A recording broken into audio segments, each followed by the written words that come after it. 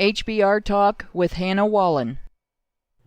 Mama Queen Bitchy McDickchopper of Femitopia looked out over her nation's capital, the hidden village, Democratic People's Collective, of Gynovia, a mystical and yet highly advanced society run by strong, independent women, sister queens of diversity, all of whom have no need of any man. Her gaze traveled over the quiet paths between the citizens' personal mud and grass temples as she went over the list of tools she needed for her planned ritual. A clay jar of oil, a flaming torch, and a piece of bark upon which she had finger-painted the labels of her greatest concerns. This sacrifice was going to be a big one. Her list of triggers had used up her entire monthly supply of goddess paint. Turning away from the security of her beautiful home, she sighed under the heavy burden of emotional labor, her perfectly healthy, big, beautiful body heaving with the effort. She would rest later. For now, there was much fretting to be done. Her daughter, Princess Butthurt, had become the latest victim of a nationwide epidemic whose cause Femitopia's greatest science queens had only recently managed to identify. Mama Queen had ignored the early warning signs, mood swings, and nausea, as simply evidence that her sacred blessing of the great queen goddess within was a bit overabundant this month.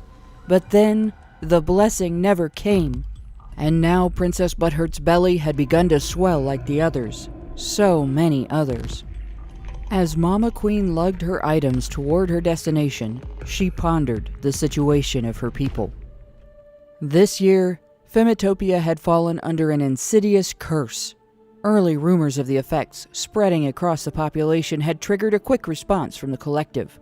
Unknowing of how this menace moved through their population, the Council of Wynant Queens of Meddling and Persistence, who were responsible for the nation's laws and policies, voted to enact a nationwide safe spaces femidate. Citizens were politely asked to shelter in their safe spaces until further notice. Of course, exceptions had to be made. For instance, one doesn't just cancel the essential weekly mental health party cruise across the super salty No-Aegean Sea. That's the only way to reach the sprawling continent of Mantarctica, where mostly peaceful raids on the peninsula nation of patriarchy are carried out. In preemptive self-defense, of course, against the obviously aggressive, domineering patriarchs. Without those raids, all of Femitopia would starve.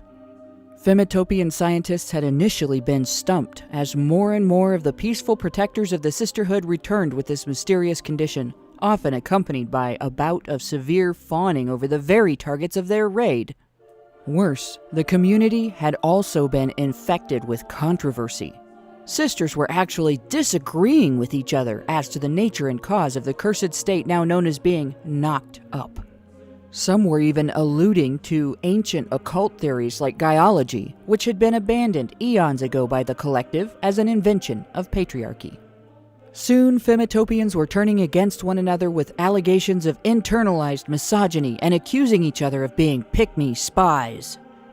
In light of these problems, it became obvious that Femitopia had fallen under the influence of a powerful magic. An attack too clever and compelling to have originated among the boneheaded patriarchal leadership.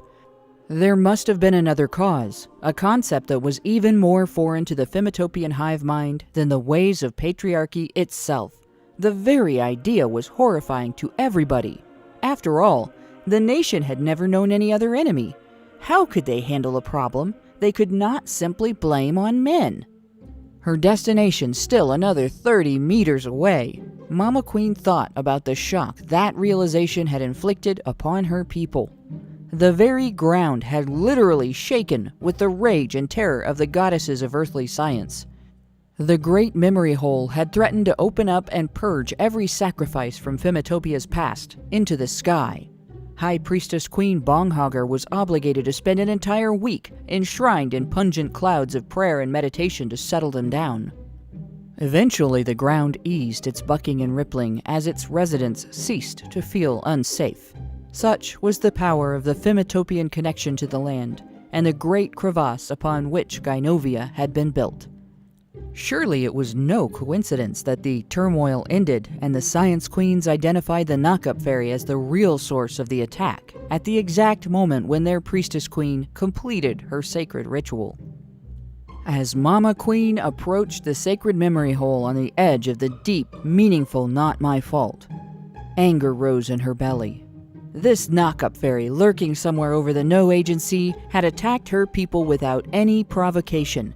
It had brought unrest and conflict to the sisterhood and cast doubt upon the validity of their way of life. Even the evil patriarchs had seen fit to mock Femitopia with an offer of foreign aid during their time of trouble. As if the island nation's peaceful population couldn't provide for itself with its weekly defensive supply raids on the mainland. As if! How dare they? She just couldn't even. The Priestess Queen had told her what needed to be done. Clearly the patriarchal army, unable to withstand the power of Femitopian peace raiders, had summoned this demon and set it loose upon her nation.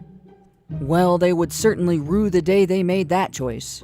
Bonghogger had prescribed the most devastating punishment imaginable. The enemy was sentenced to be cancelled. The ground vibrated with energy beneath her feet as Mama Queen raged inside at the impudence of patriarchy. At the edge of the hole, she held up her wooden shingle, about the size of a warrior shield, and emblazoned with men on one side and Knockup Fairy on the other in huge, rust-colored lettering, surrounded by dozens of smaller related words and phrases like mansplaining, male gaze, and masculinity. She drizzled oil over it, then set it ablaze.